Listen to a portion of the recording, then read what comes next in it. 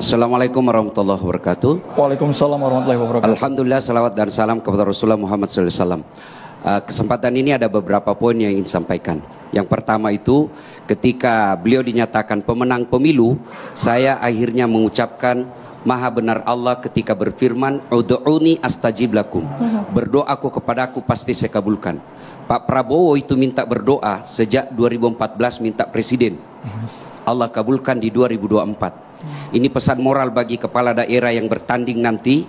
Ketika kau kalah jangan menghasut masyarakat. Tetap pegang persatuan.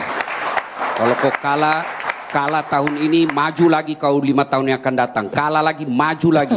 Ini pendidikan moral yang luar biasa bagi bangsa kita dari Bapak Prabowo. Kalau mau jadi kepala daerah, kepala negara, jangan berhenti bertarung. Tuh. Yang kedua, soal Palestina.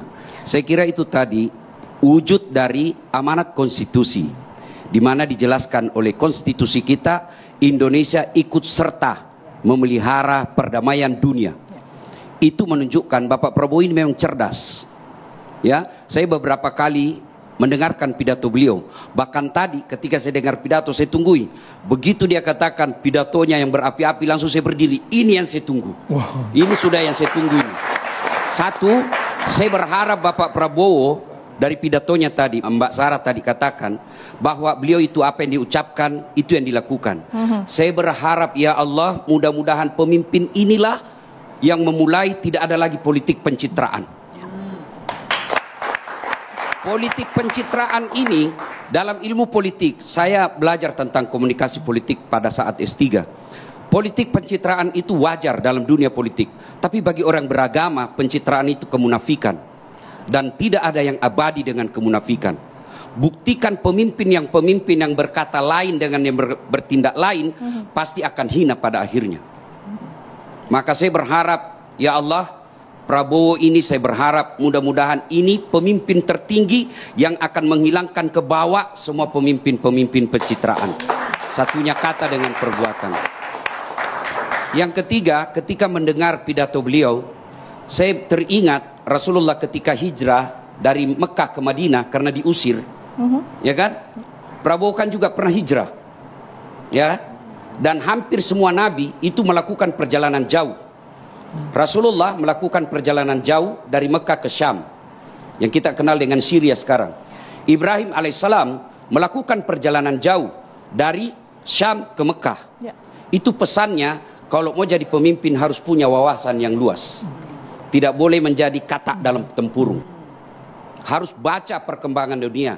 Dan Bapak Prabowo bisa dilihat pergaulan internasionalnya dengan pandainya berbahasa dengan beberapa bahasa. Nah, ketika saya dengar pidatonya, inilah yang Nabi katakan ketika beliau hijrah ke Madinah. Satu, utlubul ilma, tuntut ilmu pengetahuan. Yang kedua kata Nabi pada saat itu, ahsin kalamaka, haluskan tutur katamu.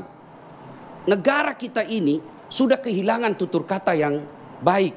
Memaki kita boleh tidak setuju, tapi jangan memaki. Coba ketika kita berjamaah, imam boleh diprotes, imam boleh ketika dia salah, kita tidak boleh ikuti yang salah, tapi ada aturan mainnya. Ketika imam mestinya ruku, dia sujud, saya harus luruskan, tapi tidak semua harus teriak, ada aturan mainnya. Imamnya di sini, yang belakang sebelah kanan itu harus ngomong. Siapa kalau dalam struktur negara, anggota DPR, jangan kau diam.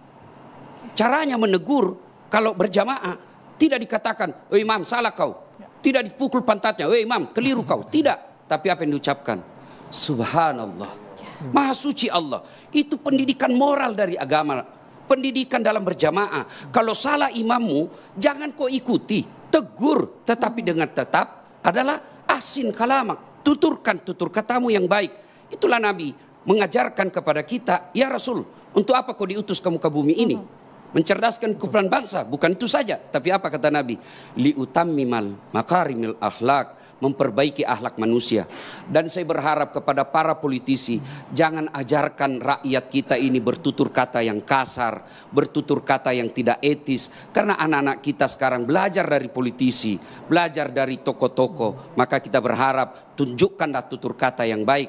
Dan saya berharap memulai dari Bapak Prabowo.